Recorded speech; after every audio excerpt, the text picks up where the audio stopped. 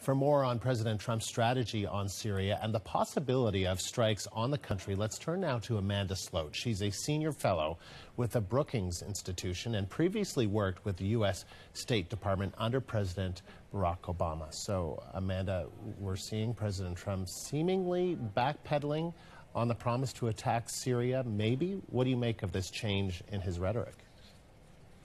I think it's likely that the U.S. is still going to conduct military action. I think, as we have seen with this president, he often tends to act on instinct, and it seems that he was acting on instinct with his initial tweet.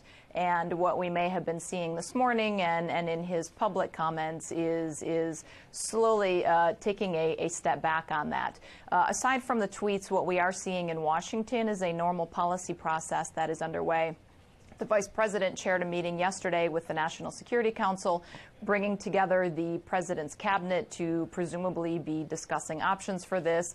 The President also seems to be working the phones diplomatically, talking to the French and the British leaders, as your correspondent mentioned, talking to the Turks and others.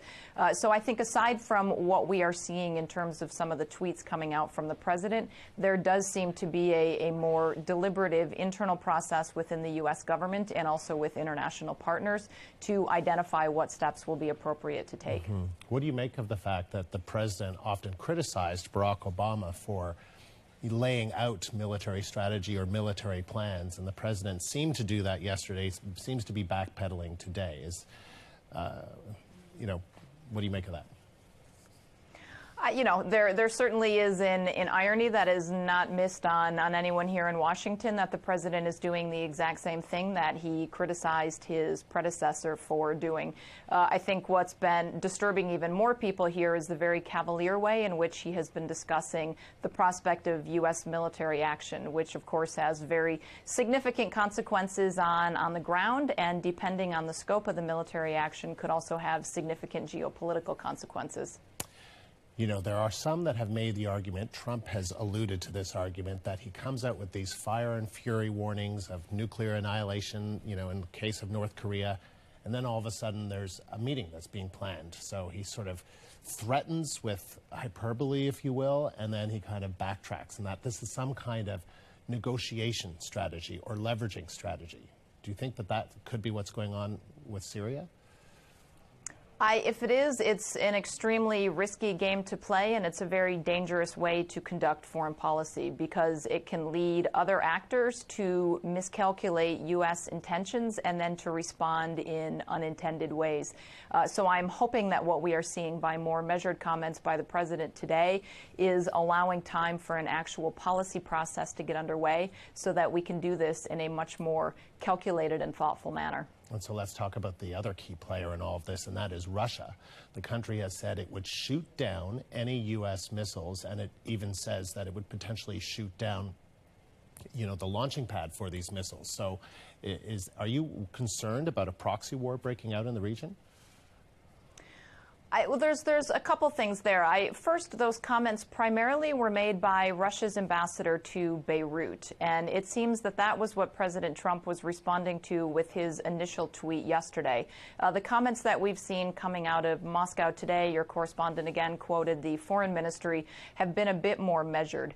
Certainly it's not in the interest of the United States or Russia to engage in a direct military conflict in Syria. But certainly, as we have seen over the last couple of weeks and months, it's a very congested battle space in Syria, and so the risk of accident, the risk for potential conflict is high. We've already seen the Turks shoot down a Russian warplane for violating its airspace, and a couple of months ago we had direct conflict between U.S. forces and Russian mercenary forces on the ground in Syria. And it's important to remember that the United States has 2,000 special forces on the ground in Syria. So that's going to be affecting the calculation of where the United States would potentially conduct strikes, and also is going to be feeding into the potential risk for something more significant happening as a byproduct of this. What do you think needs to happen in order to avoid some kind of mistake or the dangers that all of this implies?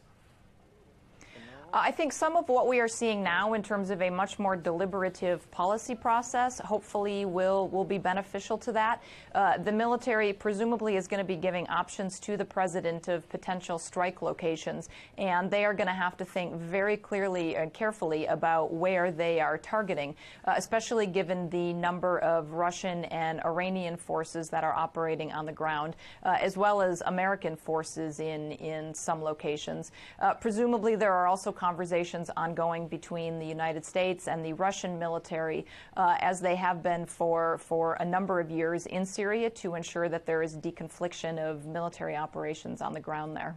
Amanda, great to get your insight. Thank you very much. Thank you very much, Andrew. That was Amanda Sloat, Senior Fellow with the Brookings Institution, joining me live from Washington.